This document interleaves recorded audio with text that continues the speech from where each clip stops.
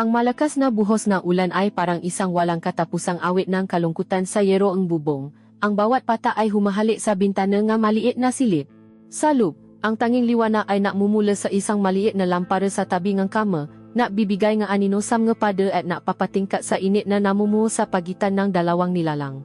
Nakaupo si Althea sa gilid ng kama, ang kanyang palat ay marahang nakadampi sa no ni Marco. Basang-basa ang buhok ng binata, nakakalat sa kanyang unan, at ang kanyang pahinga ay mabigat at may kasamang init ng lagnat. Kanina lang ay halos buhatin niya ito paakyat mula sa karinderya, nanginginig sa ginaw sa kabilang ng init ng kanyang katawan. Ngayon, sa katahimikan ng silid, tanging ang tunog ng ulan at ng kanilang nga pahinga ang maririnig. Isang kuryente ang gumapang sa braso ni Althea mula sa pakakadampingang kanyang balat sa balat ni Marco, isang kuryenteng hindi niya dapat maramdaman, isang kuryenteng matagal nang natutulo sa kanyang pakatao. Marco, ang taas ng laknat mo, halos pabulong niyang sabi. Ang kanyang boses ay may bahid ng panginginig na hindi niya maintindihan kung dahil ba sa pag-alala o sa ibang bagay. Dahan-dahang iminulat ni Marco ang kanyang mga mata, ang nga ito'y tila nagliliyap sa gitna ng kanyang pamumutla. Ang kanyang tingin ay hindi napunta sa mga mata ni Althea, kundi sa mga labi nito na bahagyang nakaawang. Hayaan mo na ako, Ate Althea, sagot niya. Ang kanyang boses ay paos at malalim, nagpapahiwatig ng pagod ngunit may kasamang kakaibang intensidad. Ang pagtawa niya nga iti ay parang isang sampal sa katotohanan, isang paalala ng kanilang nga hangganan, ngunit ang paraan ng kanyang pagtitik ay tila tumatawid sa lahat ng nga hangganang iyon. Ang hangin ay tila naging mas makapal, puno nga salitang hindi masabi, puno nga isang pagnanasang ipinakbabawal. Si Althea ay isang babaeng hinubok ng pagtatrabaho at ng kalungkutan.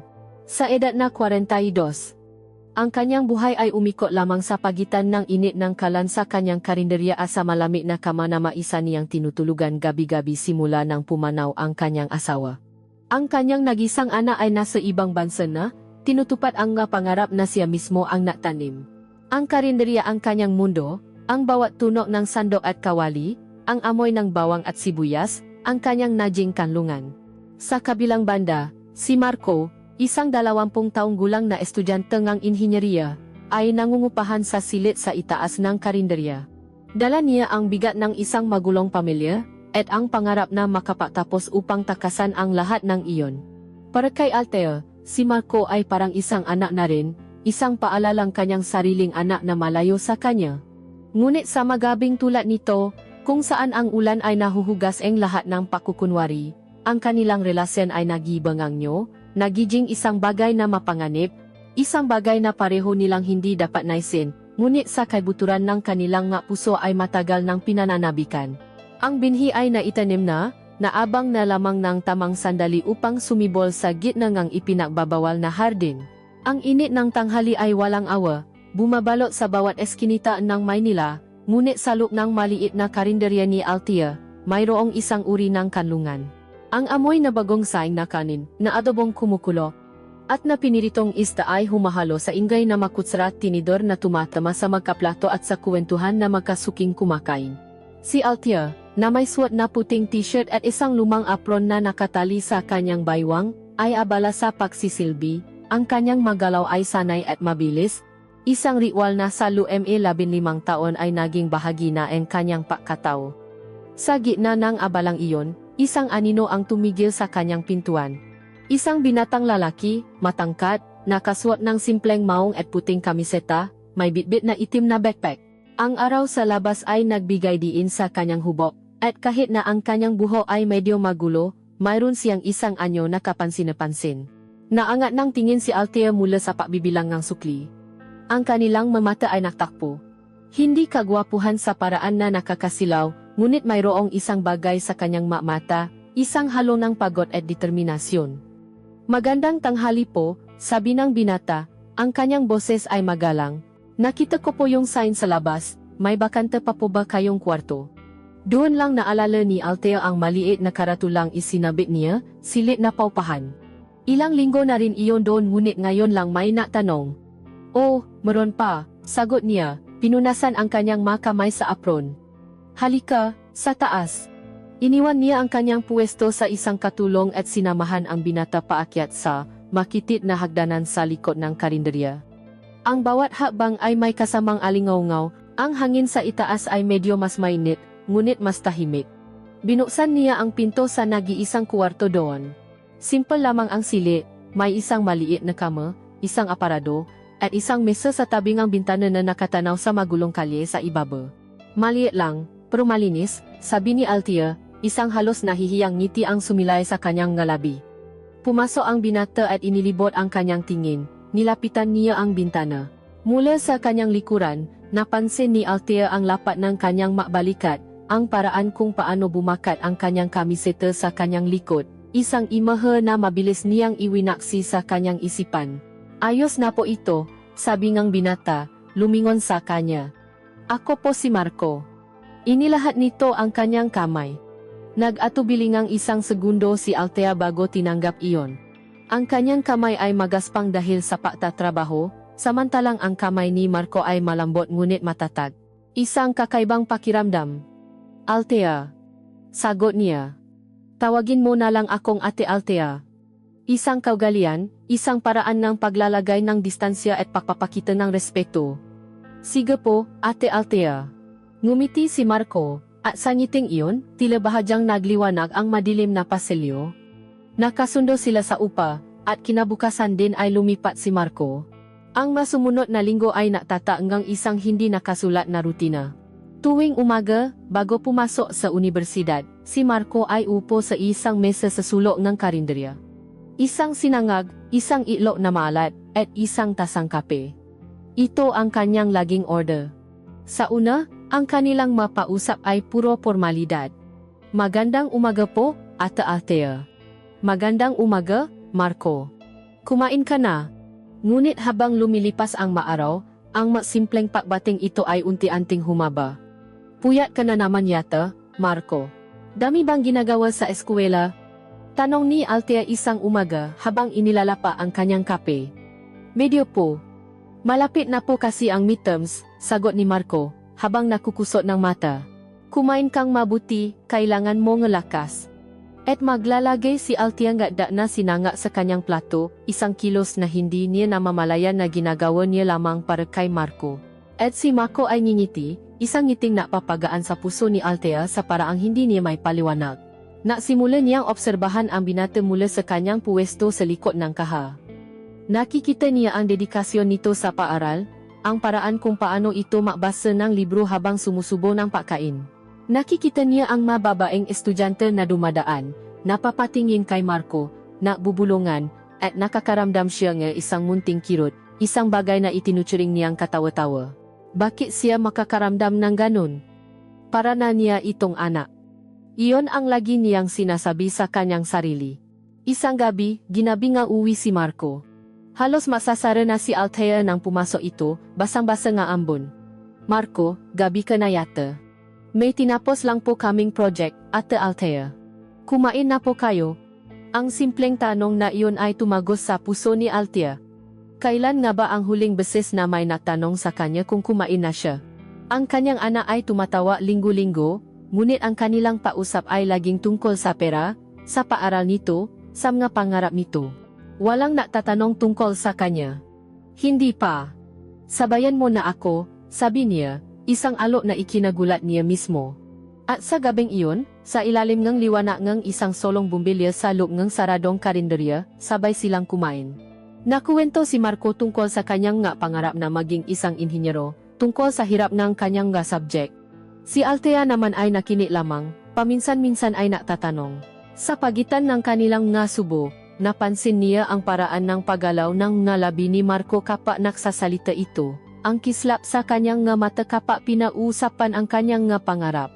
Naramdaman niya ang isang matagal nang nawawalang koneksyon, isang pakiramdam na mayroon kang kasama, na hindi ka nag-isa sa mundo. Nang matapos sila, tumulong si Marco na maglipit. Habang nakpupunas siya ng mesa, sinabi ni Marco, "Salamat po sa pagkain, Ate Althea. At salamat po sa pakikinig." Wala iyon, sagot ni Althea, nakatalikod, abala sa pahuhugas ng maplato, sinusubukang itago ang ngiti at ang kakaibang init sa kanyang dibdib. Habang payat si Marco sa kanyang silid, narinig ni Althea ang kanyang ngayaba sa sahig na kahoy. Ang bawat hakbang ay tila isang malumanay na katok sa kanyang puso, isang paalala na mayroon ng ibang tao sa kanyang maliit na mundo. At sa gabing iyon, habang nakahiga siya sa kanyang kama, ang tunog nga yaba sa itaas ay hindi na jing isang istorbo, kundi isang uri ngang musika, isang awit na gumigising sa isang damdamin na akala niya ay matagal ng patay at nakalibing. Ang linya sa pagitan ng paarugan ng isang ina at ng isang bagay na mas malalim, mas mapanganib, ay unti-unti nang nabubura. At si Althea, sa kaibuturan ng kanyang kaluluwa, ay parehong natatakot at nasasabik. Isang Miyerkules ng hapon, sa gitna ng kainitan ng serbisyo, ang karaniwang alingas-ngas ng karinderya, ay biglang nabasa ng isang tunog na hindi pangkaraniwan, isang malakas na pag-agos ng tubig na sinundan ng sigaw ngang isa sa kanyang katulong. Ate Althea, yung tubo sa lababo. Mabilis na lumabas si Althea mula sa kusina, at ang kanyang nadatnan ay isang maliit na baha na unti-unting kumakalat sa sahi mula sa ilalim ng lababong ginagamit para sa pahuhugas ng mga kamay ng customer. Ang sahi na semento ay mabilis na nadidilim dahil sa tubig, at ang ilan sa kanyang masuki ay naakyatan na ng paa sa maupuan. Ang pakadismaya at inis ay agad na gumuhit sa kanyang muha. Ito na lamang ang kulang sa araw niyang puno ng problema. Naku naman, bulong niya sa sarili. Agad niyang pinatay ang main switch ng tubig at sinubukang humanap ng kahit anong pwedeng ipantapal sa butas, ngunit ang agos ay malakas. Alam niyang kailangan niya ng tulong ng isang tubero, ngunit nang tumawa siya, ang sagot ay pare-pareho, bukas pa raw pupunta. Ang pag-alala ay nasimulang kumain sa kanyang pasensya. Ang bawat oras na sarado ang kanyang karinderya ay isang malaking kabawasan sa kanyang kita. Habang abala siya sa pagtatangkang punasan ang kumakalat na tubig, hindi niya namalayan ang pagbaba ni Marco mula sa hagdan. Papasok sana ito sa universidad para sa kanyang panghuling klase. Ate Althea, anong nangyari? Tanong nito. Ang kanyang nga mata ay nagpapakita ng tunay na pagkaalala. Ay, Marco, pasensya na sa abala. Pumutok itong tubo, sagot ni Althea, ang kanyang boses ay pagod. Tumawa na ako ang tubero, pero bukas pa raw. Lumapit si Marco at sinilip ang ilalim ng lababo. Naku, malaki nga po ang butas. Pero mukhang kaya ko pong remedyuhan pansamantala, sabi niya nang may pag-aalinlangan. May magamit po ba kayo? Naggalinlangan si Althea. Isa lamang itong estudyante. Ano ang malalaman niya sa patutubero? Ngunit sa puntong iyon, wala siyang ibang pagpipilian. Meron akong toolbox sa likod, hindi ko lang alam kung nandun ang kailangan mo. Sa sumunod na oras, ang maliit na espasyo sa ilalim ng lababo ay naging kanilang mundo. Ang hangin ay mabigat, amoy kalawang, mamasamasang semento, at isang bagay pa na hindi matukoy ni Althea. Habang nagtatrabaho si Marco, kailangan ni Althea na alalayan ang flashlight na nagbibigay liwanag sa kanilang ginagawa. Ang kanilang makatawan ay halos makadikit sa sikip ng lugar. Ang balikat ni Althea ay sumasagi sa likod ni Marco sa tuwing gagawin niya ang isang partikular na galaw. Ang kanyang hita ay dumidikit sa binti nito. Sa bawat saglit na iyon, isang munting kuryente ang gumagapang sa kanyang balat, isang init na hindi dahil sa panahon. Dito, sa ilalim ng lababo, ang mundo ni Althea ay lumiit at nakasentro lamang sa lalaking nasa tabi niya. Ang kanyang nga mata ay hindi lamang nakatuon sa sirang tubo, kundi sa paraan ng pagkunot ng noo ni Marco sa tuwing siya ay nagisip. Sa mabutil ngang pawis na namumuo sa kanyang sentido at dahan-dahang dumadaloy sa gilid ng kanyang muha. Napansin niya ang nga ugat sa braso nito na lumilitaw sa tuwing hinihigpitan nito ang hawak sa large plier. Ang amoy ni Marco ay pumuno sa kanyang mapandama, hindi ang amoy ng pabango na karaniwan niyang naamoy dito tuwing umaga, kundi isang mas natural, mas personal na amoy, isang amoy ngang pagod at ng balat ng isang lalaki. Ito ay isang amoy na nakalalasing, isang amoy na gumigising sa isang bahagi ng kanyang pakatao na matagal na niyang kinalimutan. Ate Althea, pakiabot po nung teflon tape, utos ni Marco, ang kanyang boses ay bahagyang humihingal. Nang iabot niya ito, ang kanilang madaliri ay nakdampi. Isang saglit lamang iyon, ngunit para kay Althea, parang huminto ang oras. Ang init ng kanyang madaliri ay nanatili sa kanyang balat. Tumingala si Marco sa kanya, at sa madilim na espasyo, natama ang kanilang mamata. Ang liwanag ng flashlight ay lumihangang isang anino sa kanyang mukha, nagpapatingkat sa kanyang napilit mata at sa intensidad ng kanyang titi. Walang naksalita. Tanging ang tunog ng kanilang pahinga at ng pumapata na tubig ang maririnig. Isang sandali ang purong kamalayan sa isa't isa, isang paamin na walang salita sa tensyong namumuo sa pagitan nila. Si Althea ang unang umiwas ng tingin, ang kanyang puso ay biglang kumabo ng malakas sa kanyang dibdib. Heto na, sabi niya, kahit nahawa na ni Marco ang tape. Matapos ang halos isang oras, nagtagumpay si Marco. Ang patagas ay huminto. Nang lumabas sila mula sa ilalim ng lababo, pareho silang may mga mansa ng grasa at putik. Si Althea ay may dumi sa kanyang pisngi. Si Marco ay may pawis na bumabakat sa kanyang t-shirt na nakpapakita ang hubog ng kanyang dibdib. Ngunit mayroon silang isang ngiti ng tagumpay. Salamat, Marco. Malaking tulong ka talaga, sabi ni Althea. Ang kanyang pasasalamat ay taos puso. Wala po iyon, Ate Althea. Ang mahalaga ay mayos na. Tumanggi si Marco na tumanggap ng bayad, kaya ipinili ni Althea na ipagluto siya ng isang espesyal na hapunan bilang pasasalamat. Habang nagluluto si Althea ng kanyang paboritong sinigang, si Marco ay nakaupo lamang sa isang mesa, pinapanood siya. Ang dinamika sa pagitan nila ay nagbago na. Hindi na siya ang simpleng may-ari ng paupahan, at hindi na rin siya ang simpleng nangungupahan. Ang karanasan sa ilalim ng lababo ay nag-alis ng isang harang sa pagitan nila. Nakita nila ang isa-isa sa isang bagong liwanag, mas personal, mas malapit. Gabi na nang umakyat si Marco sa kanyang silid, buso at pagod. Si Althea naman, matapos isara ang karinderya, ay umupo sa katahimikan. Nang gabing iyon, habang siya ay nakahiga, ipinikit niya ang kanyang gamata at muling naramdaman ang lahat. Ang init ng katawan ni Marco na malapit sa kanya, ang amoy nito na tila nanatili sa kanyang damit, ang pakiramdam ng kanilang nga daliring nadampi. Hinawakan niya ang kanyang sariling balikat, sa lugar kung saan dumikit ang likod ni Marco.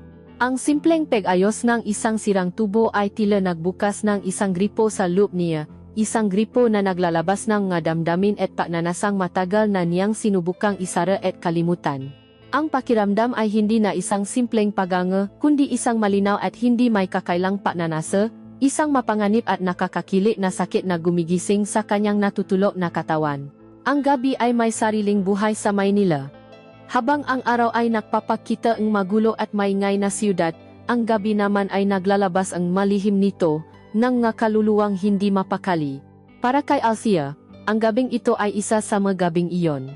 Ang init ay tila kumakapit sa balat, at ang lumang electric fan sa kanyang silid ay parang nag-ikot lamang ng mainit na hangin. Pabalik-balik siya sa kanyang kama, ngunit ang kanyang isipan ay mas magulo pa sa mga sasakyang dumadaan sa labas. Iniisip niya ang bayarin sa pwesto, ang utang sa supplierang gaboy, ang unti-anting paginanggang benta. Ang bawat problema ay parang isang malaking bato na nakadagan sa kanyang dibdib, nakpapahirap sa kanyang pahinga. Sa loob ng maraming taon, mag-isa niyang pinapasan ang lahat. Sanay na siya, ngunit may magabing tulad nito na ang bigat ay tila doble, at ang kalungkutan ay nagiging isang pisikal na sakit. Bumangon siya, ang kanyang manipis na duster ay dumidikit sa kanyang pinapapawisang likod. Kailangan niya ang tubig, o marahil ay hangin. Ang apat na sulok ng kanyang silid ay tila lumiliit, sinasakmal siya. Dahan-dahan siyang bumaba sa hagdan, ang bawat baitang ay pamilya sa kanyang mga paa kahit sa dilim. Ang karinderya sa ibaba ay tahimik, isang malaking pagkakaiba sa ingay nito sa umaga. Ang nga upuan ay nakataas na sa mga mesa. At ang mga kaldero ay nakpapahinga na. Umupo siya sa isa sa mabangko, ipinikit ang kanyang mga mata, at huminga ng malalim, hinahayaang pumasok sa kanyang baga ang amoy ng natuyong mantika at mga pampalasa. Sa kanyang pamulat, isang munting liwanag sa labas ang nakakuha ng kanyang pansin. Doon, sa isa sa mamasang malapit sa rehas na bakal, nakaupo si Marco. Nakayuko ito sa kanyang libro, ang liwanag mula sa poste sa kabilang kalye ang nagsisilbing ilaw. Ang anino ng kanyang pilik mata ay humahaba sa kanyang pisngi, at ang kanyang mukha ay seryoso sa pagbabasa. Nilapitan siya ni Althea, ang kanyang mayapa ay halos walang tunog. Marco, bakit gising ka pa? Ang lalim ng gabi. Bahagyang nagulat ang binata, napatingala mula sa kanyang libro. Ang pagod ay bakas sa kanyang mata. Ate Althea, kayo po pala, sabi niya. Isinara ang libro. May major exam po kasi ako bukas. Mas nakakapag-concentrate po ako dito, mas mahangin. Ngumiti si Althea. Gusto mo ng lamig na tubig, o kape? Tubig na lang po, salamat. Pumasok si Althea sa kusina at kumuhang isang pisang ng malamig na tubig at 2 baso. Nang bumalik siya, umupo siya sa upuang nasa tapat ni Marco. Sa simula, ang kanilang pag-iusap ay tungkol sa mga bagay na ligtas pag-iusapan. Ang kanyang exam, ang hirap ang calculus, ang prediksyon sa panahon.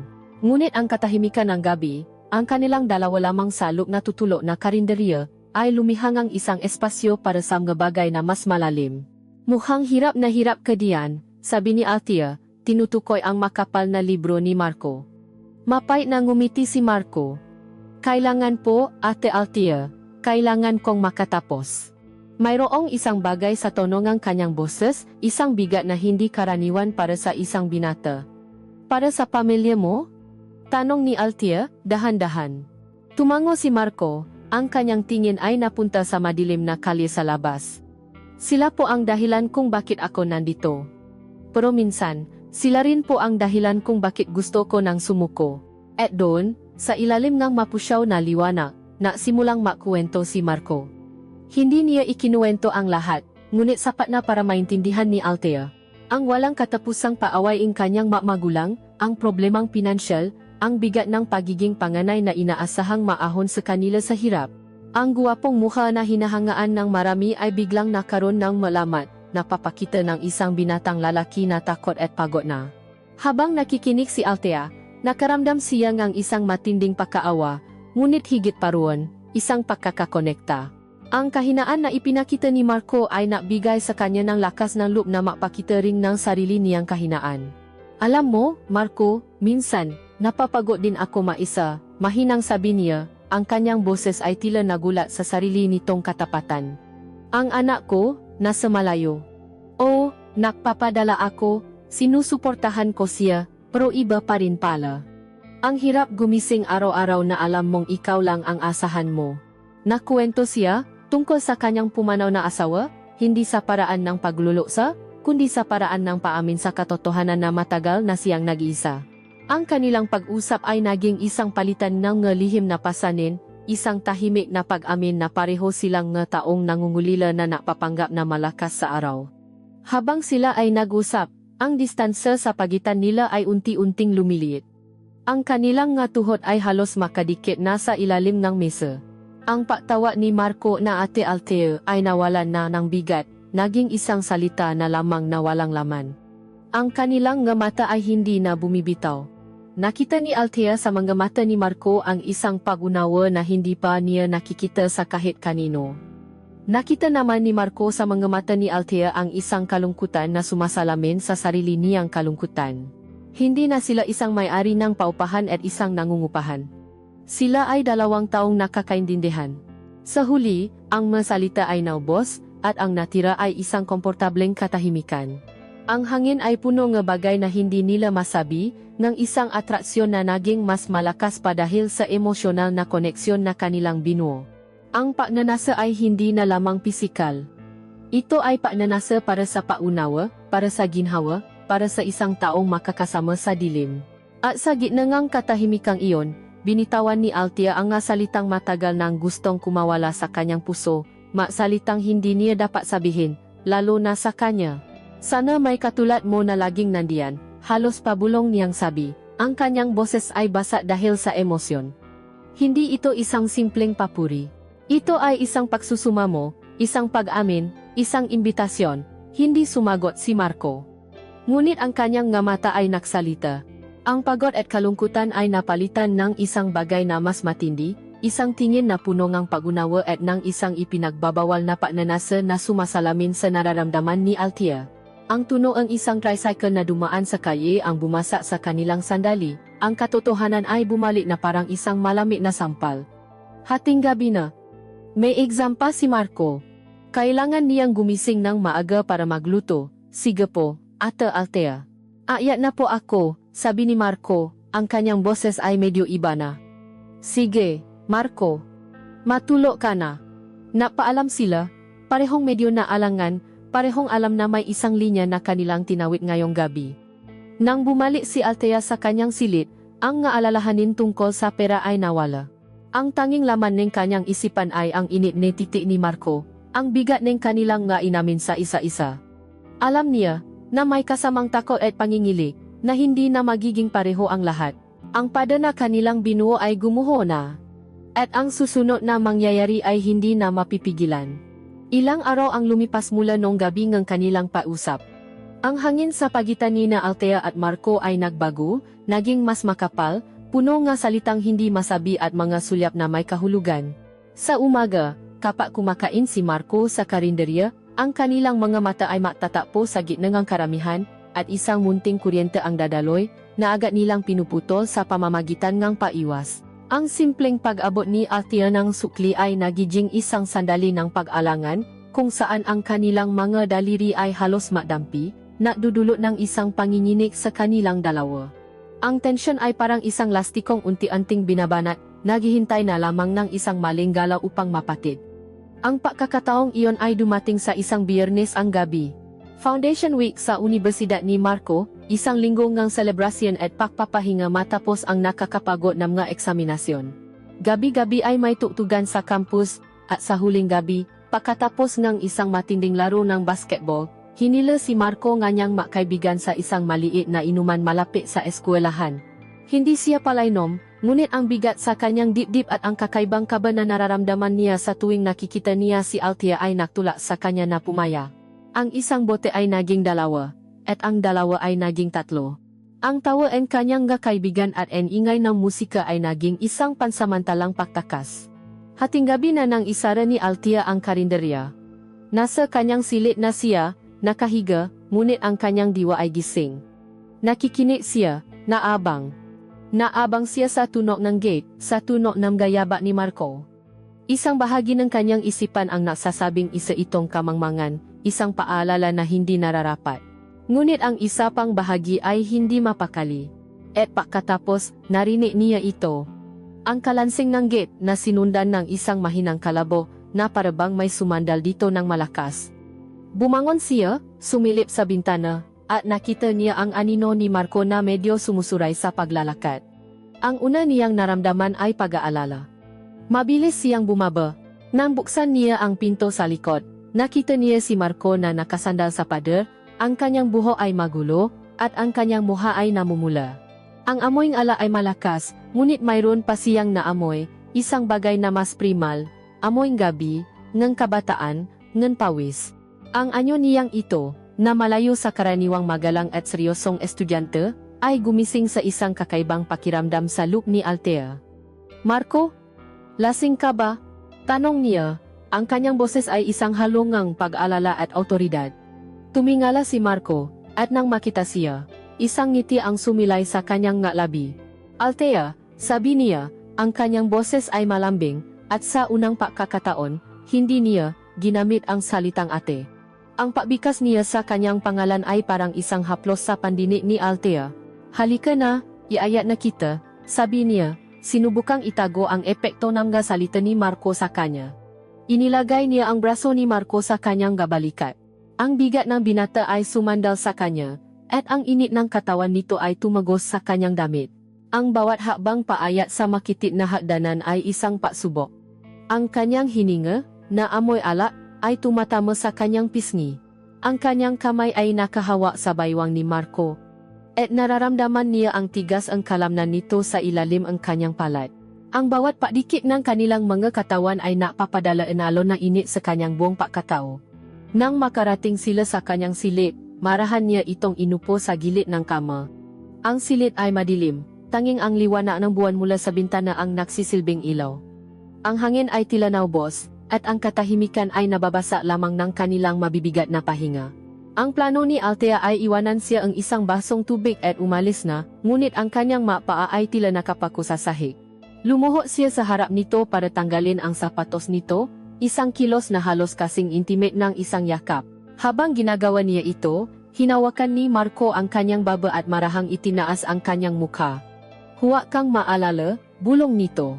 Ang kanyang mata, kahit na medyo malabo dahil sa alak, ay nakatitik sa kanya ng may matinding pagnanasa.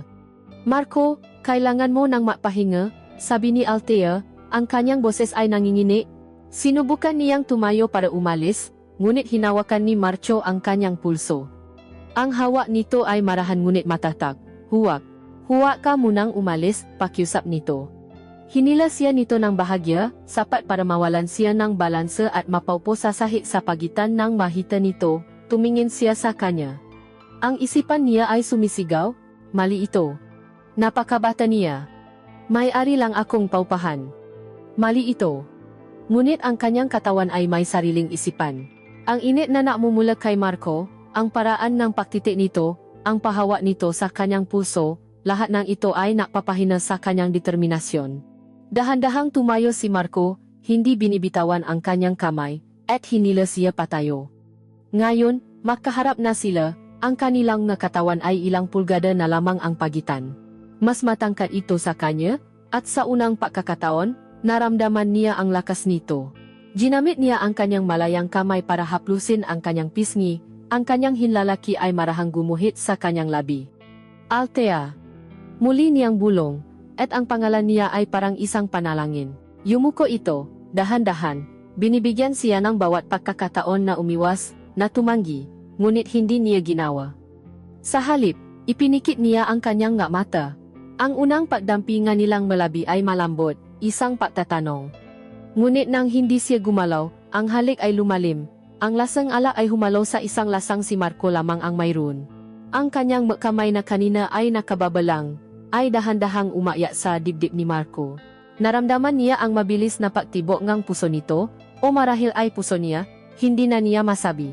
Ang isang braso ni Marco ay pumulupot sa kanyang baywang, at hinila siya nito papalapit, walang anumang espasyo sa pagitan nila. Ang pagkalalaki nito ay dumidiin sa kanyang tiyan, isang paalala ng kanilang katawan, ng kanilang kasarian. Ang paalinlangan ni Althea ay nalusaw na parang yelo sa gitna ng apoy. Ang lahat ng kanyang taon ng paisa, ng pananabik, ng pagpipigil, ay bumuhos sa halik na iyon. Ang maliit na boses sa kanyang isipan na sumisigang ang mali ay nalunot sa isang alon ng purong pagnanasa. Ang pakiramdam na may naghahangat sa kanya, na may nakakakita sa kanya bilang isang babae, ay isang bagay na matagal na niyang kinalimutan. Nang sa wakas ay humiwalay ang kanilang ngalabi, pareho silang humihingal. Ipinatong nila ang kanilang mano sa isa't isa, ang kanilang mga mata ay nakapikit. Ang katahimikan ay bumalik, ngunit ngayon ay puno na ito ng bigat ng kanilang ginawa. Ang unang pagkakasala. Ang unang hakbang sa isang landas na walang balikan. Ang ipinagbabawal na pinto ay nabuksan na, at sa likod nito ay isang mundo ang pagnanasa at kapahamakan. Ang sikat ng araw na tumago sa manipis na kurtina ng kanyang bintana ang gumising kay Althea. Ngunit bago pa man niya imulat ang kanyang mga mata, ang alaala ng nakaraang gabi ay bumalik sa kanya na parang isang malakas na alon, dala ang init ng pagnanasa at ang lamig ng pagsisisi. Napaupo siya sa kama, ang kanyang pahinga ay mabigat. Dinala niya ang kanyang daliri sa kanyang labi, at halos maramdaman pa niya ang lambot at init ng labi ni Marco. Isang nakakapasong hiya ang gumapang sa kanyang buong katawan. Tumingin siya sa salamin na nasa tapat ng kanyang kama. Ang nakita niya ay hindi isang babaeng ninakawan ng halik, kundi isang babaeng kusanglop na ibinigay ito. Nakita niya ang isang balo na may edad na 42, na may maguhit na ang pagot sa gilid ng kanyang mata, isang babaeng hinalikan ang isang binatang halos kalahati ng kanyang edad. Ano ang ginawa mo, Althea? Tanong niya sa kanyang sarili. Ang kanyang boses ay isang pabulong na akusasyon. Ang katotohanan ng kanyang ginawa, ang posibleng kahihinatnan nito, ay parang isang malaking bato na bumaksa sa kanyang sikmura, sa silid sa itaas, halos kasabay niyang nagising si Marco. Isang matinding sakit ng ulo ang unang bumati sa kanya, isang paalala ng kanyang kalasingan. Ang kanyang alaala ay pira-piraso, malabo, ngunit may isang imahe na napakalinaw. Ang mukha ni Althea sa dilim, ang amoy ng kanyang buhok na parang pinahalong sa pagwita at ang sabon na lagi niyang ginagamit, at ang lasa ng kanyang manggalabi. Ang alaala ay nagdulot ng isang kakaibang kili na mabilis na napalitan ng matinding kahihiyan at takot. Paano niya haharapin si Althea? Ano ang sasabihin niya? Ang pagiging matapang niya dahil sa ala ay nawala na, at ang natira ay isang binatang nahihiya sa kanyang ginawa. Ang ritual nila sa umaga, sa unang pagkakataon, ay nasira. Hindi bumaba si Marco para mag-almusal. Nahintay siya sa kanyang silid, pinakikiramdaman ang tunog mula sa ibaba. Nang marinig niyang naging abala na ang karinderya, Dahan-dahan siyang lumabas at mabilis na umalis, dumaan sa isang panaderya para bumili ng tinapay. Sa ibaba, napansin agad ni Althea ang pagkawalan ni Marco. Ang mesang laging inupuan nito ay walang tao.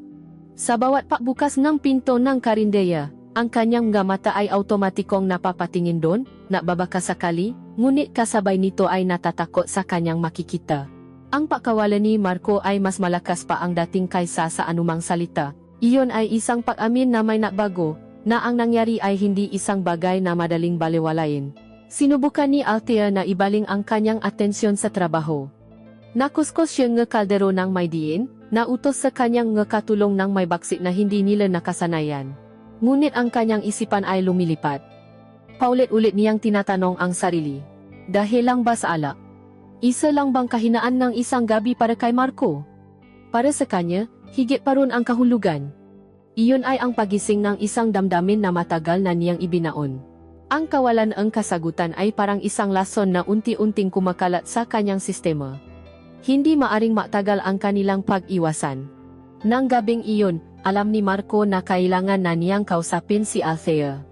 Hindi niya kayang mabuhay sa ganitong uri ng tensyon. Inihanda niya ang kanyang sasabihin, paulit-ulit sa kanyang isipan. Hinintay niyang maksara ang karinderya at halos wala ng tao. Naabutan niya si Althea na nag-isa, napupunas ng mga mesa. Ang katahimikan sa pagitan nila ay nakakabingi. Ate Althea, panimula niya.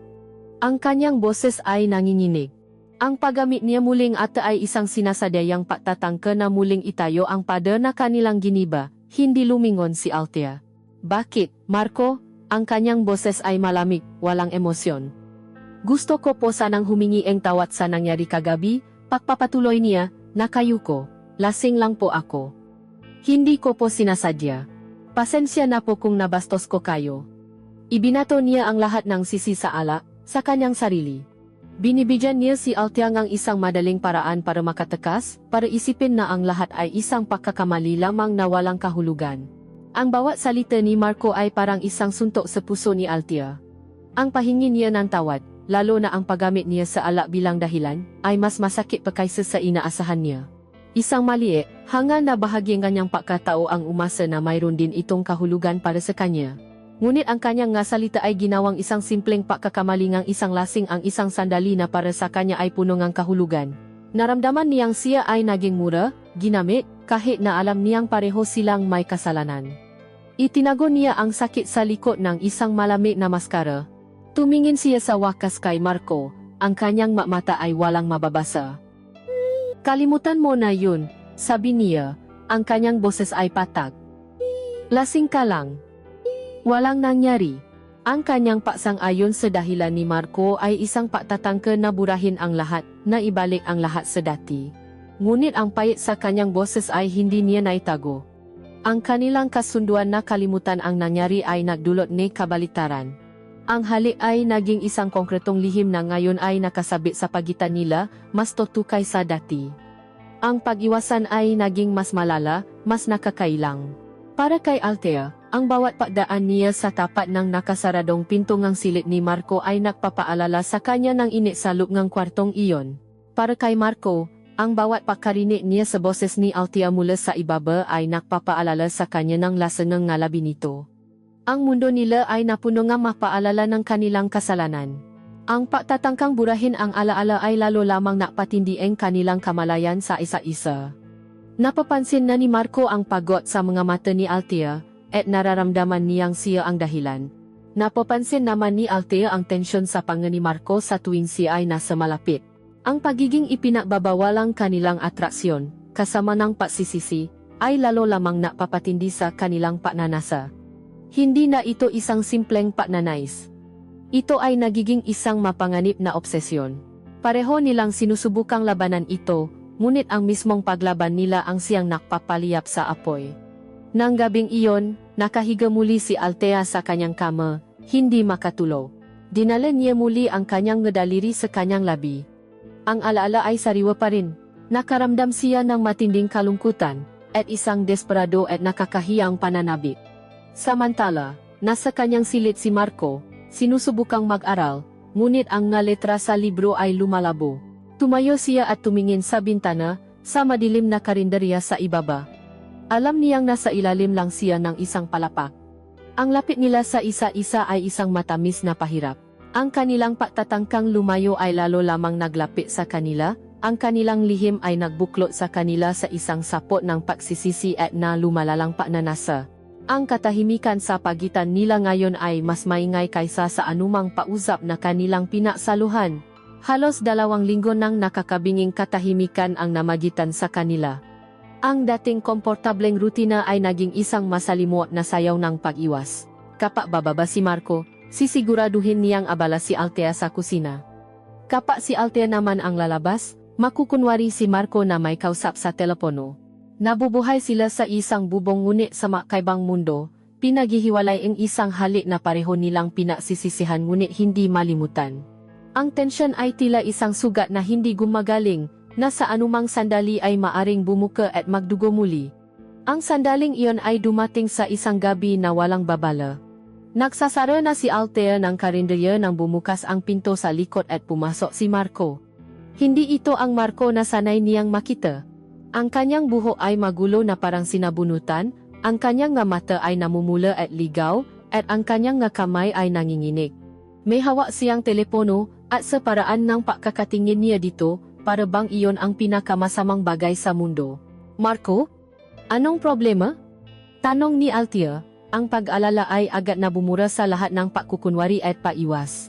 Tumingin si Marco sa kanya, at sa isang iglap, ang binatang lalaki na matatag at laging kontrolado ay gumuho sa kanyang harapan. Ang kanyang nga balikat ay nanghina, at ang kanyang mukha ay nabalot ng sakit. Si Mama. Umalis siya, sabi niya, ang kanyang boses ay basa. Nag-away na naman sila ni Papa, lasing na naman siya. Si Papa. Nagwawala. Sabing kapatid ko. Hindi na niya natapos ang kanyang sasabihin. Napahagulgol na lamang siya, isang tuno na puno ng sakit, galit, at kawalan ng paasa. Sa sandaling iyon, nawala ang lahat para kay Althea. Nawala ang kanilang edad, ang kanilang sitwasyon, ang alaala ng halik. Ang nakita niya lamang ay isang taong nasasaktan, isang taong kailangan ng tulong, isang taong kailangan niya. Walang pag-aalinlangan, lumapit siya at niyakap ito.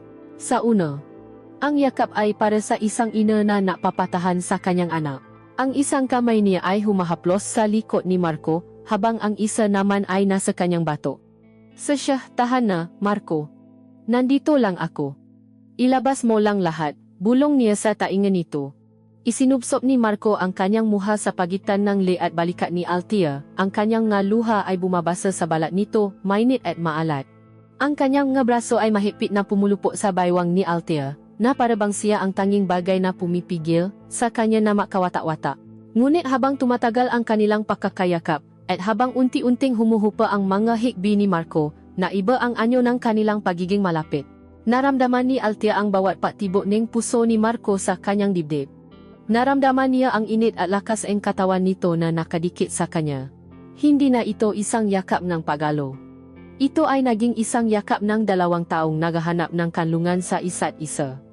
Dahan-dahang iniangat ni Marco ang kanyang muha mula sa pakakasubsob.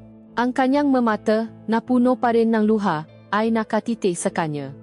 Mayroong isang bagay sa kanyang tingin, isang halo ng pasasalamat, kalungkutan, at isang mas malalim, mas mapanganib na damdamin. Ang kanyang tingin ay bumaba sa malabi ni Althea. Ang katahimikan ay muling bumalot sa kanila, ngunit hindi ito ang katahimikan ng pag-iwas, kundi ang katahimikan bago ang isang bagyo. Walang paaalinlangan sa pagkakataong ito. Walang alak na masisisi. Ito ay isang desisyon na ginawa ng 2 pusong pagod na sa paglaban. Yumuko si Marco at hinalikan siya. Ang halik na ito ay iba sa nauna. Hindi ito malambing o naktatanong. Ito ay marahas, desperado, puno ng sakit at pagnanasa. Ito ay isang halik na humihingi ng tulong, ng pag-unawa, ng pagtakas. At si Althea, napagod na rin sa kanyang sariling kalungkutan at pag-isa, ay tumugon ng may parehong bagsi. Ang kanyang nga kamay ay umakyat mula sa likod ni Marco patungo sa buhok nito. Hinahata ang mukha nito papalapit sa kanya, na parabang ayaw na niyang matapos ang halik. Ngunit ang halik ay hindi sapat. Ang kanilang magkatawan ay nahahanap mahigit pa. Humiwalay ang kanilang magalabi, ngunit sinundan ito ang sunod-sunod na halik sa kanyang panga, sa kanyang lig, sa kanyang balikat. Ang makamay ni Marco, na kanina ay nasa kanyang baywang, ay nagsimulang gumalaw. Humahaplos sa kanyang likod, sa kanyang magkatagiliran, na nakdudulot ng apoy sa bawat lugar na madaanan nito. Umabot ang isang kamay nito sa magutones ng kanyang blusa. Doon, isang maliit na bahagi ng kanyang isipan ang sumubok na lumaban. Marco, hindi. Hindi pwede, bulong niya, ngunit ang kanyang nga salita ay walang lakas, kinakain ng sarili niyang mabigat na pahinga. Ang kanyang katawan ay nagsasabi ng ibang bagay, sumasandal sa bawat haplos nito. Tumingin si Marco sa kanyang mamata, ang kanyang muka ay puno ng pagsusumamo. Althea, kailangan kita, bulong niya pabalik, ang kanyang boses ay paos dahil sa emosyon. Ang masalitang iyon ang bumasa sa huling hibla ng kanyang pagpipigil. Hindi gusto kita, kundi kailangan kita. Isang paamin ng kahinaan, isang paasa na siya ang kanyang kaligtasan. At sa sandaling iyon, sumuko siya ng tuluyan. Ang paglaban ay tapos na. Hinawakan niya ang kamay ni Marco at nagsimula siyang maglakad patungo sa hagdanan, patungo sa kanyang silid. Walang salitang namutawi, tanging ang tunog ng kanilang nga paa sa kahoy na sahig at ng kanilang sabit na paghinga, ito ay isang paglalakbay na walang balikan. Sa loob ng kanyang silid, sa liwanag ng buwan na pumapasok sa bintana, muli silang nakaharap. Ang pagtanggal ng kanilang nga damit ay hindi marahan o romantiko. Ito ay apurahan, punong isang desperadong pangangailangan na maging isa. Ang bawat piraso ng tela na bumabagsak sa sahi ay isang pag-alis ng lahat ng kanilang pagkukunwari, ng lahat ng pader na kanilang itinayo. At nang sa wakas ay wala nang nakapagitan sa kanila kundi ang hangin at ang kanilang nga pagnanasa, naktama ang kanilang nga balat. Isang pagsabok ng sensasyon. Isang pag-amin na ito ang matagal na nilang hinahanap. Ang bawat haplos, bawat halik, bawat ungol ay isang salita sa isang lengguwaheng sila lamang ang nakakaintindi. Ito ay higit pa sa seks. Ito ay isang marahas na pagtatakpoeng dalawang kaluluwang naliligaw, na nakahanap ngang isang ipinakbabawal ngunit hindi may kakailang kanlungan sa mabisik ngang isa't isa. At sa gitna nga nilang paisa, ang linya na minsan nilang sinubukang iguhit ay hindi lamang natapakan, kundi tuluyan ng nabura at nawala sa dilim. Ang umaga pagkatapos ng gabing iyon ay hindi tulad ng dati. Walang nakakailang nakatahimikan o punoen pag-exercising pag-iwas. Sa halip, mayroong isang kuryenteng dumadaloy sa hangin, isang sikretong nabubuklot sa kanila. Nang bumaba si Marco para maalmusal, hindi na siya umupo sa pinakasulok na mesa. Pinili niya ang isang malapit sa kaha, kung nasaan si Althea. Naktama ang kanilang mga mata. Walang salita, ngunit isang munting ngiti ang sumilay sa mga labi ni Althea, isang ngiting para lamang sa kanya. Nang iabot niya ang kanyang kapa, sinadya niyang damdamin ang kanyang madaliri, at ang munting pagdampi na iyon ay nakpadala ng init sa kanilang dalawa. Ang kanilang kasalanan ay naging kanilang matamis na lihim. Ang masumunod na araw at linggo ay naktatak ng isang bagong rutina, isang buhay na may dalawang muha. Sa araw, sila ay si Ate Althea, ang masipat na may-ari ng karinderya, at si Marco, ang magalang na estudyanteng nangungupahan. Ang kanilang nga kilos ay maingat, ang kanilang nga salita ay sinusukat. Isang simpleng kamusta ang araw mo, ay kailangang sabihin sa paraan na hindi magdudulot ng hinala sa mga matang nakamasit. Isang pasasalamat para sa masarap na pagkain ay kailangang maging pangkalahatan, hindi personal. Ito ay isang nakakapagod na patatanghal, isang dula-dulaan kung saan sila ang mga pangunahing tauhan na napapanggap na hindi sila makakilala sa paraang sila lamang ang nakakaalam. Ngunit sa paglubok ng araw at sa pagsasara ng karinderya, ang entablado ay nag-iiba. Kapa ang huling katulong ay nakauwi na at ang mailaw sa labas ay patay na, ang buong lugar ay nagiging kanilang santuaryo. Magsisimula ito sa isang senyas, isang text message mula kay Althea na nagsasabing malinis na, o isang papatay sindi ng ilaw sa kusina na nakikita mula sa bintana ni Marco. At si Marco ay dahan-dahang bababa, ang kanyang ngayabak ay maingat, patungo sa silid ni Althea, o minsan, si Althea ang akyat sa kanya. Ang nga gabi ay isang pagsabo nga damdaming matagal na nilang itinago. Para kay Althea, ito ay isang muling pagkabuhay. Ang kanyang katawan, na matagal nang nalimot at napabayaan, ay muling nagising sa mahaplos ni Marco. Sa mabisik nito, hindi siya isang pagod na balo o isang nag-aalalang ina, Siya ay isang babae, hinahangaan, ninanasa. Bawat hali ay nagbubura sa mataon ng kanyang kalungkutan. Para kay Marco, ito ay isang patuklas. Ang pagmamahal na ibinibigay sa kanya ni Althea ay iba sa mga naramdaman niya sa mga babaeng kaedad niya. Mayroon itong lalim, pag-aruga, at isang katahimikan na nagbibigay sa kanya ng kapayapaan na hindi niya mahagilap sa kanyang magulong buhay. Sa piling ni Althea, nakakatakas siya sa bigat ng kanyang nga responsibilidad. Ang kanilang pag-ibigan ay pinatatamis ng panganib. Ang nga maliliit na sandali sa araw ay nagiging isang laro. Isang padampingang kanilang nga paa sa ilalim ng mesa habang may ibang kumakain sa malapit. Isang makahulugang tingin na nanganggakong kung ano ang mangyayari sa gabi. Ang nga ito ay mga maliliit na pagnanakaw ngang sandali na nakpapatindi sa kanilang relasyon. Ngunit kasama ang tamis ay ang pait ang takot at pagkakasala. Ang bawat hindi inaasahang katok sa pinto sa gabi ay nagpapatigil sa kanilang nga pahinga. Ang bawat tanong mula sa isang sismosang kapitbahay, "Aga mo yata laging magising, Althea?" ay parang isang patalim. Minsan, isang suki ang nagbiro, "Mukhang paborito mo yang si Marco, Althea, laging may espesyal na ulam." Ngumiti lamang si Althea, ngunit sa loob niya, ang kanyang puso ay kumabog sa takot. Ang pagkakasala ay laging naroon, isang aninong hindi nawawala. Para kay Althea, ito ay isang anino na may maraming mukha. Ang mukha ng kanyang yumaong asawa, na ang larawan ay nakasabit sa kanyang silid, tila nakamasit sa kanilang ginagawa. Ang mukha ng kanyang anak sa ibang bansa, bawat tawa nito ay isang paalala ng kanyang pagkukunwari. Paano kung malaman ng kanyang anak na ang ina nito ay may relasyon sa isang lalaking halos kaedad lamang niya? Ang kahihiyan ay halos hindi niya kayang isipin.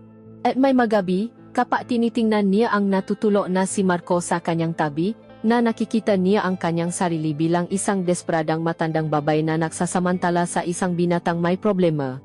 Para naman kay Marco, ang pagkakasala ay may pangalan. Si Trina, ang kanyang girlfriend sa unibersidad. Bawat tawa ni Trina na hindi niya sinasagot, bawat pagtanggi niya sa isang lakat, ay isang kasinungalingan. Sinasabi niya sa kanyang sarili na iba ang nararamdaman niya para kay Althea, na mas toto ito, ngunit ang katotohanan ng kanyang panloloko ay isang tinik na laging nakabaon sa kanyang lalamunan. Ngunit ang kanilang relasyon ay hindi lamang puro pagnanasa at takot. Ang kanilang magabi ay puno ring ng makwentuhan, mga pangarap na ibinabahagi sa dilim.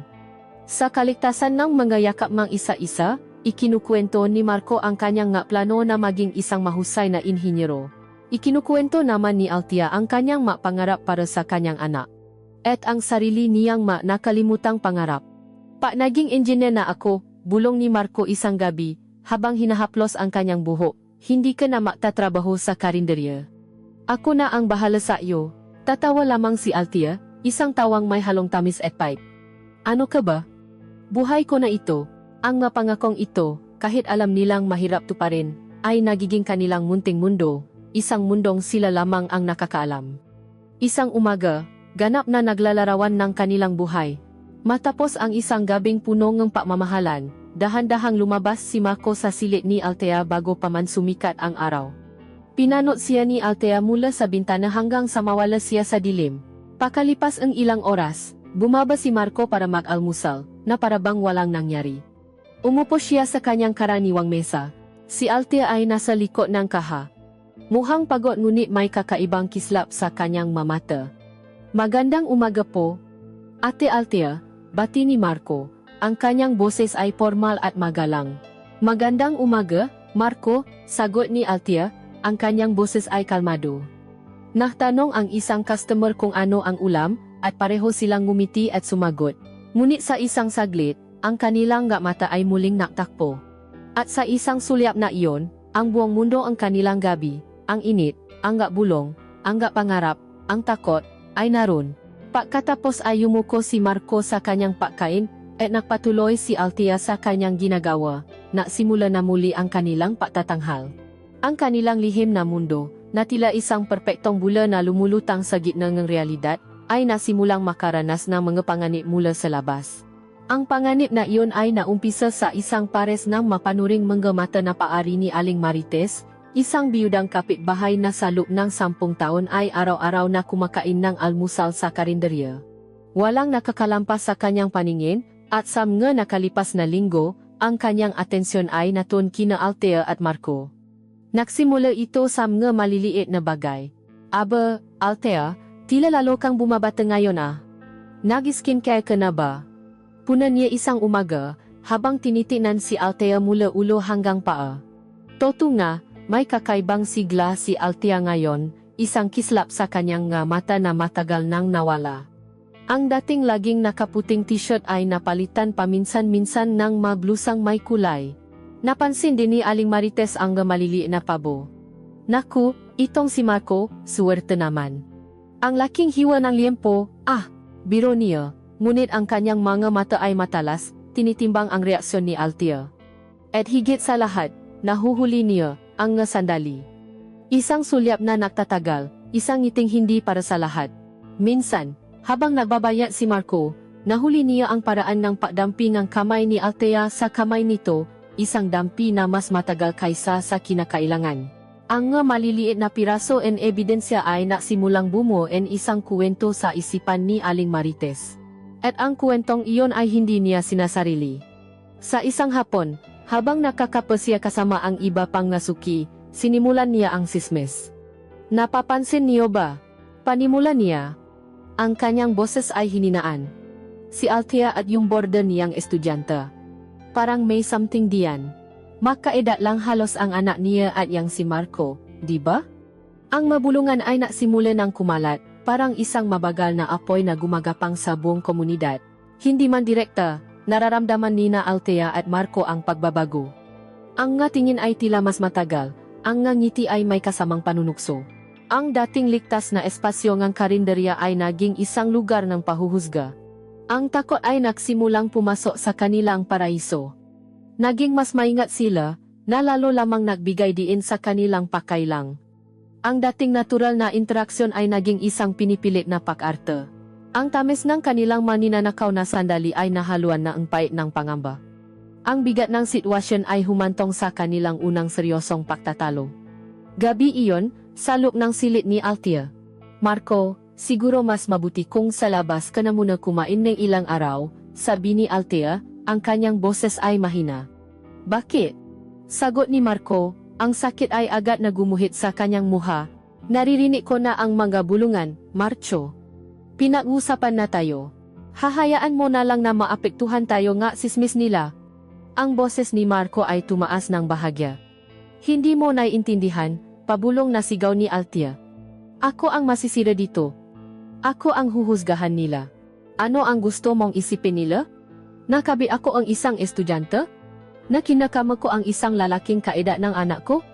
Ang kanyang masalita ay tumagos sa puso ni Marco, hindi naman sa ganun, Althea. Ang sa akin lang, parang tinatago mo ako na parang isang krimen. Sagot niya, ang kanyang boses ay puno ng hinanakit. Ang kanilang pagtatalo ay puno ng salitang hindi masabi ng malakas, isang labanan ng mabulong sa dilim. Ito ang unang lamat sa kanilang perpektong mundo. Ngunit isang mas malaking komplikasyon ang paparating. Isang Sabado gabi, katatapos lamang nilang matali. Si Althea ay nakahiga sa kama, balot ng kumot, ang kanyang buhok ay nakakalat sa unan. Kaalis lamang ni Marco sa kanyang silid. Ang init ng katawan nito ay naroon pa rin sa kanyang tabi. Habang siya ay nakapikit at ninanamnam ang sandali, biglang tumuno ang kanyang telepono, isang video call. Ang pangalan sa screen ay napatigil sa patibok ng kanyang puso, ang kanyang anak. Sa isang iglap, bumalik siya sa realidad. Mabilis siyang bumangon, inayos ang kanyang sarili at ang gusot na kumot, at sinagot ang tawag, isang pilit na ngiti sa kanyang nalabi. Ang masayang mukhang kanyang anak ang bumungat sa kanya. Ma, kamusta na po? Ang simpleng tanong ay parang isang sampal. Sa likod niya, sa ibabaw ng kanyang mesa, nakita niya ang isang libro ni Marco na naiwan nito. Mabilis niyang tinakpan ito ng isang panyo. Okay lang ako anak. Eto, medyo pagod lang sa trabaho. Ikaw, kamusta ka diyan? Okay lang po. Ma, parang pagod po kayo. Pero masaya. Tanong ng kanyang anak, inosente, walang kamalay-malay sa bigat na dalangan niyang nga salita. Ang bawat tanong ay parang isang pausig. Hindi po ba kayo nalulungkot maisa diyan? Ang bawat I love you, ma ay parang isang sumbat. Tumingin si Althea sa kanyang paligid, sa silid na naging saksi sa kanyang makasalanan, at pagkatapos ay sa mukha ng kanyang anak sa screen, ang mukha na dahilan ng lahat ng kanyang pagsasakripisyo. Isang matinding pagkakasala ang bumalot sa kanya, isang pakiramdam na para siyang nasusuka. Siya ay isang mandaraya, niloloko ang pinakamahalagang tao sa kanyang buhay. Ang tawag, na dati ay nagbibigay sa kanya ang saya, ay naging isang uri ang torture. Nang matapos ang kanilang pausap, ibinaksak ni Althea ang telepono sa kama. Ang bula nga nilang pantasya ay tuluyan ng pumutok. Ang init ng pagnanasa ay napalitan ng nayeyelong takot. Ang lahat ng posibleng mawala sa kanya ay biglang naging malinaw. Ang respetong kanyang anak, ang kanyang reputasyon, ang munting negosyong itinayo niya mula sa wala. Lahat. Ang relasyon nila ni Marco ay hindi na lamang isang lihim na nagbibigay aliw. Ito ay naging isang hawla, at ang marehas nito ay unti-unti nang nagsasara sa kanya. Tumingin siya sa kanyang refleksyon sa madilim na screen ng telepono. Ang babaeng nakatingin sa kanya ay isang estranghero, isang babaeng kinasusuklaman niya. Ang ninakaw na kaligayahan, sulit pa ba sa panganib na nakataya? Sa unang pagkakataon, ang sagot sa tanong na iyon ay hindi na niya sigurado. Ang hangin sa karinderya ay mabigat, dala nga ang di nasasabi at nanggalihim na pagtatalo. Sina Althea at Marco ay gumagalaw na parang mga anino sa pamilya na lugar. Ang kanilang mga interaksyon ay maikli at formal, isang malaking pakukunwari para sa mga matang nakamasid. Si Althea ay nasa likod ng kaha, abala sa pagbibilang ng barya. Si Marco naman ay tahimik na kumakain sa kanyang mesa. Ang bawat isa ay nasa kanya-kanyang mundo, pinaghihiwalay ang isang padaang takot at pagkakasala na sila rin ang naktayo. Isang ordinaryong hapon, puno ang tuno ang nakubiertos at kwentuhan ng makumakain. Ngunit ang ordinaryong hapong iyon ay biglang nabasag. Bumukas ang pinto, at kasabay ng pagpasok ng liwanag ng araw ay ang isang babae. Bata, maganda, at nakabihis sa paraang pang-unibersidad na kamaong na shorts, simpleng blusa, at puting sneakers. Ang kanyang mahabang buhok ay nakalugay, at ang kanyang paglalakad ay punong kumpiyansa. Siya ay si Trina. Ang kanyang presensya ay tila nagpabago sa hangin salok ng karinderya. Siya ang larawan ng kabataan, ng isang mundong puno ang posibilidad, isang mundong hindi kabilang si Althea. Inilibot ni Trina ang kanyang mamata sa paligid, at nang makita niya si Marco, isang matamis na ngiti ang sumilay sa kanyang ngalabi. Marco, kanina pa kita hinahanap sa kampus. Sabi niya, ang kanyang boses ay masaya at malambing. Naglakad siya papalapit sa mesa ni Marco. Ang lahat ng galaw sa loob ng karinderya ay tila huminto. Si Marco, nakasalukuyang sumusubo ang kanin, ay natigilan. Ang kulay sa kanyang mukha ay biglang nawala. Ang tinidor na hawak niya ay nanatili sa ere. Ang buong karinderya, kasama na si Aling Marites na nakakapa sa isang sulok, ay napatingin sa kanila. Mula sa kanyang kinatatayuan sa likod ng kaha, pinano ni Althea ang lahat. Ang bawat hakbang nalaga papalapit kay Marco ay parang isang suntok sa kanyang sikmura. Alam niya, sa isang bahagi ng kanyang isipan, na mayroong ibang buhay si Marco sa labas ang kanilang munting mundo. Ngunit ang makita ang katotohanan iyon sa anyong isang babaeng napakabata, napakaganda, at napakabagay para kay Marco ay isang sakit na hindi niya inaasahan. Isang matinding selos ang biglang dumaloy sa kanyang nga ugat, na sinundan ng isang alon ng kahihiyan. Sa isang iglap, naramdaman niyang siya ay matanda, luma, at walang lugar sa eksenang iyon. Nakita niya ang kanyang sarili sa mata eniba, isang hamak na may-ari ng karinderya na pumatol sa isang bata. Hindi mo sinabi sa akin na dito ka pala kumakain, sabi ni Trina, umupo sa tapat ni Marco na parabang paari niya ang lugar. Ano ka ba? Ginulat mo naman ako, sagot ni Marco, ang kanyang boses ay pilit at hindi mapakali. Si Trina ay hindi tanga. Ilang linggo na niyang nararamdaman ang panlalamig ni Marco. Ang kanyang papunta ron ay hindi isang simpleng sorpresa, ito ay isang misyon. Habang kinakausap niya si Marco, ang kanyang nga mata ay matalas na namamasid sa paligid. At pagkatapos, ang kanyang tingin ay napunta kay Althea. Nakita niya ang paraan ng pagtingin ni Althea kay Marco, hindi ito ang tingin ng isang simpleng may-ari ng paupahan. Ito ay isang tingin na puno ng sakit, ng pananabik, ng isang bagay na mas malalim. Bilang isang babae, kilala niya ang ganoong klaseng tingin. ang kanilang pag-usap ay naging isang tahimik na komprontasyon. Tumayo si Trina at lumapit sa Kaha, isang ngiti sa kanyang ngalabi na hindi umabot sa kanyang nga mata. "Hello po, tita. Kayo po pala si Althea," sabi niya, ang kanyang boses ay magalang ngunit may pahiwatig ng panunuya. "Lagi po kayong kinukwento ni Marco sa akin. Ang bait niyo raw po." Ang salitang tita ay parang isang sampal kay Althea, isang magalang na paraan upang ipamuha ang agwat ng kanilang edad. Pinilit ni Althea na ngumiti. Mabait na bata talaga yang si Marco, iyon lamang ang lumabas sa kanyang bibig. Ang kanyang boses ay garalgal. Binalikan ni Trina si Marco, ipinulupot ang kanyang braso sa braso nito, at hinila ito patayo. "Halika na, babe. May lakad pa tayo, di ba?" Ang salitang babe, isang salitang kailanman ay hindi ginamit ni Marco para sa kanya, ay parang isang karayom na tumusok sa kanyang puso. Ipinapakita ni Trina ang kanyang pag-aari, ang kanyang karapatan. Si Marco ay nasa gitna, hindi makagalaw, balot ng takot at pagkakasala.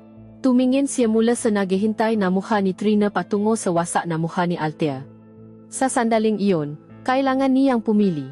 At sa harap ng maraming tao, iisa lamang ang maaari niyang gawin. Hindi niya maaring itanggi si Trina. Ang gawin iyon ay magiging isang malaking eskandalo na magbubunya sa lahat ng kanilang lihim. Habang hinihila siya ni Trina papalabas, ang kanilang mata ni Althea ay muling natagpo. Sa isang tingin na iyon, lahat ay nasabi na. Ang mata ni Marco ay humihingi ng tawad, puno ng sakit at kawalan ng magawa. Ang mata naman ni Althea ay sumasalamin sa isang pusong naduro, sa isang tahimik na pasuko. Sa isang iglap na iyon, ang kanilang lihim na mundo ay gumuho. Ang katotohanan ay malinaw na. Si Marco ay may ibang buhay, isang buhay kung saan si Althea ay walang lugar. Siya ang nakatatandang babae. Ang lihim, ang pagkakamali. Umalis sila. Isinara ang pinto, at ang naiwan ay isang nakakabinging katahimikan. Ang lahat ng tao sa karinderya ay nakatingin kay Althea, ang kanilang mata ay punong awa at pag-uusisa. Ang bulungan ay magiging kumpirmadong balita na ngayon. Si Althea ay nanatiling nakatayo sa likod ng Kaha, ang kanyang makamay ay mahigpit na nakakapit sa gilid nito, ang kanyang buko ay namumuti. Wala siyang maramdaman, maliban sa isang matinding sakit sa kanyang dibdib, na parabang mayroong isang malaking butas doon. Ang ilusyon ay tapos na, ang pantasya ay nagwakas na. Ang pagdating ng isang tao ay pumilit sa kanilang harapin ang malamig at malupit na katotohanan. Naintindihan ni Althea na ang kanilang relasyon ay hindi isang kanlungan, ito ay isang bombang may orasan. At ngayon, sumabog na ito, alam niyang isang huling, masakit na pausap ang hindi na maiwasan. Ang kanilang kwento ay umabot na sa dulo. Ang gabi ay bumaksak na parang isang itim na kumot sa karinderya, nakatatago sa mga anino at napapatingkat sa katahimikan. Hindi na ito ang santuwaryo ni na Althea at Marco, ngayon, ito ay parang isang musoleo, isang libingan ng kanilang alaala. Nakapo si Althea sa isa sa mesa sa dilim, sa mismong upuan kung saan huli niyang nakitang kumakain si Marco. Naghihintay siya. Ang kanyang luha ay tuyo na, at ang kanyang muha ay isang blangkong maskara na nakukubli sa isang digmaan ng emosyon sa loob niya. Ang sakit ay napakatindi na naging manhit na siya. Hating gabi na nang marinig niya ang dahan-dahang pagbukas ng pinto sa likod. Pumasok si Marco. Kung si Althea ay parang isang estatwang walang buhay, si Marco naman ay parang isang basahan na pinigaan ng lahat ng lakas. Ang kanyang mukha ay maputla, ang kanyang mata ay pagod, at ang kanyang balikat ay nakabaksak sa bigat ng buong araw. Ang masayang binata na minahal niya ay nawala. At ang naiwan ay isang lalaking winasak ng kanyang makasalanan. Nakita niya si Althea na naghihintay, at isang buntong hininga ng pagsuko ang kumawala sa kanya. Umupo siya sa tapat nito, sa loob ng ilang minuto, walang naksalita. Ang tanging maririnig ay ang ugong ng lumang refrigerator at ang tunog ng kanilang pahinga. Ang katahimikan ay puno ng salitang hindi na nila maaring sabihin, ng pangakong hindi na matutupad. Si Marco ang unang bumasak sa katahimikan. Ang kanyang boses ay garalgal, halos hindi marinig. Althea. Ang pagbikas niya sa kanyang pangalan, na walang kasamang ate, ay hindi na tunog paglalambing. Ito ay tunog ng isang panahoy. At nagsimula siyang magsalita. Inamin niya ang lahat. Ikinuwento niya ang tungkol kay Trina, kung gaano na sila katagal, kung paano niya pinagsabay ang dalawang mundo, kung paano niya niloko silang dalawa. Wala siyang itinago, wala siyang sinubukan na gawing mas magaan ang kanyang kasalanan. Ang bawat salita ay isang pag-amin ng kanyang karuwagan. Habang siya ay nagsasalita, ang ngaluha ay nagsimulang dumaloy sa kanyang ngapisngi, maluhang hindi na niya sinubukang pigilan.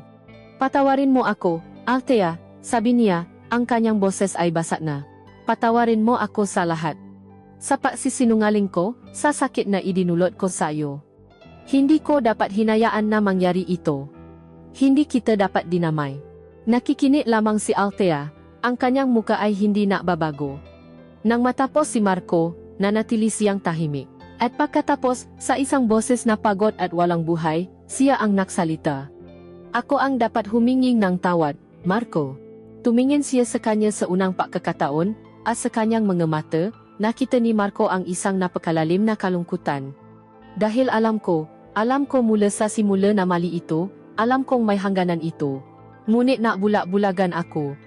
Pinili kong maniwala sa isang pantasya dahil iyon ang mas madali. Iyon ang mas masarap sa pakiramdam.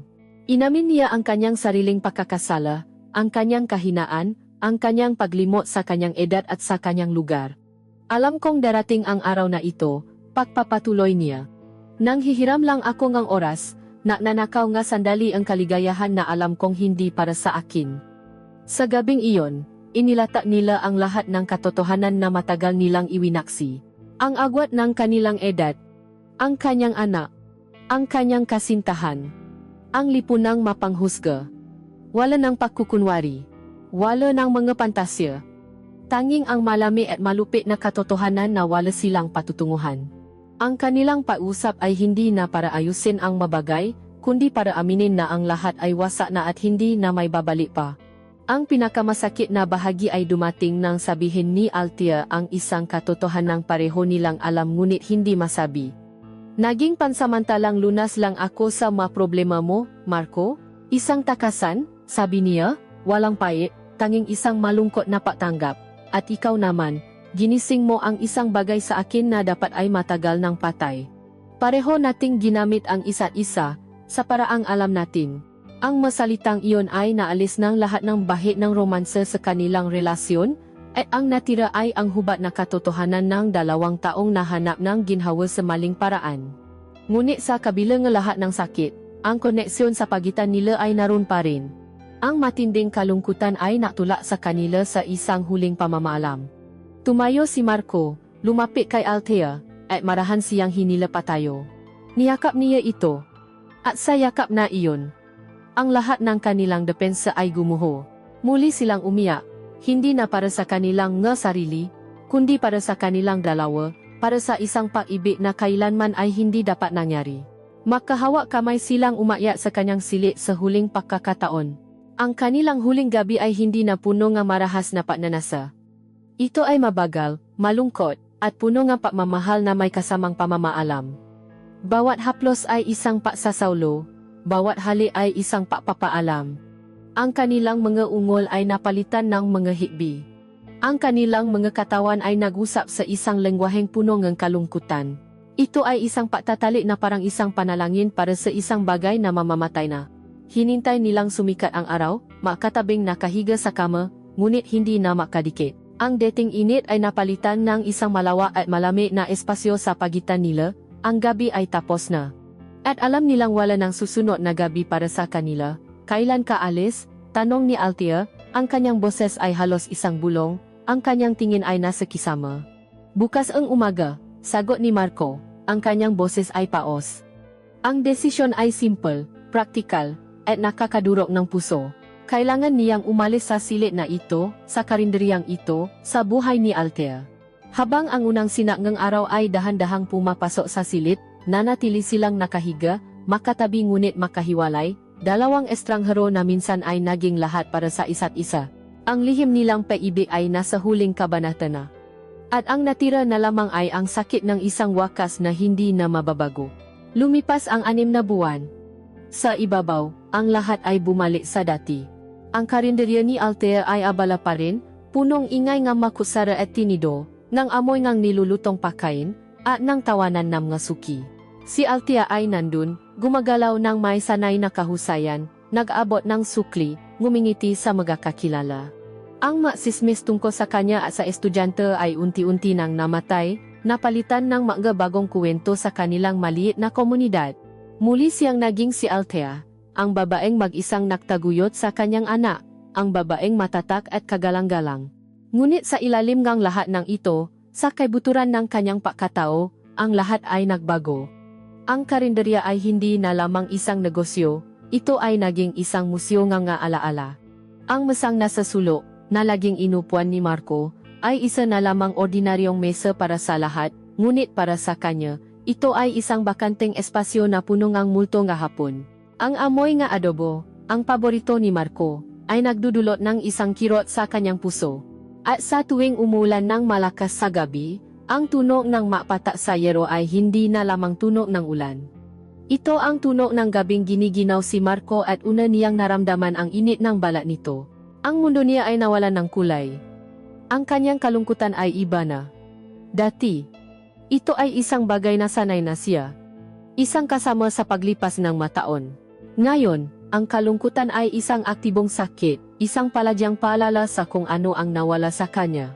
Mas malungkot siya ngayon kaysa noong bago niya makilala si Marco, dahil ngayon, alam na niya kung ano ang pakiramdam ng hindi maisa.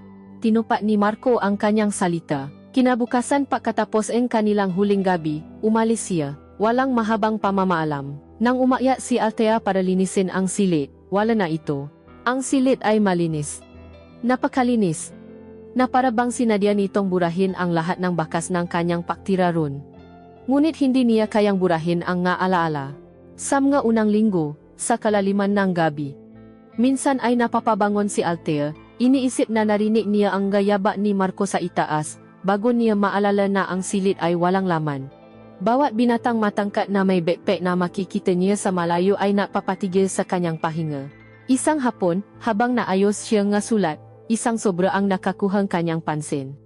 Hindi ito isang bayarin o isang sulat mula sa bangko. Ang sulat kamay sa labas ay pamilya, at ang written address ay mula sa isang malayong probinsya sa timog. Ang kanyang makamay ay nasimulang mangini habang hawak niya ito, isang sulat mula kay Marco. Ang manipis na papel na iyon ay tila may bigat ng buong mundo. Ano ang nakasulat sa loob? Isang pahingian tawad? Isang paliwanag? Isang pagsusumamo? O marahil? Isang pagpapaalam? Nais ba niyang malaman? Ang isang bahagi niya ay gustong punitin ito, buksan, at basahin ang bawat salita, umaasang makahanap ng isang uri ng kapayapaan o kasagutan. Ngunit ang isa pang bahagi niya ay natatakot. Ang pagbukas sa sulat na ito ay parang pagbubukas sa isang sugat na unti-unti nang naghihilom.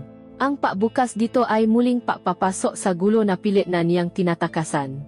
Dinala niya ang sulat sa kanyang silid. Ipinatong niya ito sa kanyang mesa sa tabi ng kama. Sa hanggang ilang araw, naroon lamang ito, nakatingin sa kanya, isang tahimik na paalala. Sa huli, gumawa siya ang isang desisyon. Isang gabi, kinuha niya ang isang maliit na kahon mula sa kanyang aparado. Sa loob nito ay ang mga pinakamahalaga niyang yaman. Ang singsing pangkasal ng kanyang yumaong asawa, ang unang nahulo ng ngipin ng kanyang anak, ang mga luma niyang litrato. Dahan-dahan niyang inilagay sa luong kahon ang hindi pa nabubuksang sulat ni Marco. Hindi niya ito itatapon. Iingatan niya ito, tulad ng paiingat niya sa kanilang lihim. Ang hindi pagbukas sa sulat ay ang kanyang huling akto ng pagpipigil, at ng paibig para sa kanyang sarili. Ang pagpapatawad o ang pahingi ng tawad ay hindi na magbabago sa nangyari. Matatapos ang kuwento sa isang eksena ilang buwan pagkatapos nun. Hapon na, at paunti na ang mga tao sa karinderya. Nakatayo si Althea sa may pintuan, nakatingin sa magulong kalye, sa mataong na mamadaling umuwi. Ito ay isang eksenang paulit-ulit na sa kanyang buhay. Ngunit ngayon, iba na ang babaeng nakatingin. Sa kanyang mata ay mayroong isang kalaliman, isang kalungkutan na hindi na mawawala, isang karunungang dala ng isang masakit ngunit totoong paibig. Siya ay hindi na lamang isang biyudang naghihintay sa pagbabalik ng kanyang anak. Siya ay isang babaeng umibig, nasaktan, at natutong mabuhay muli.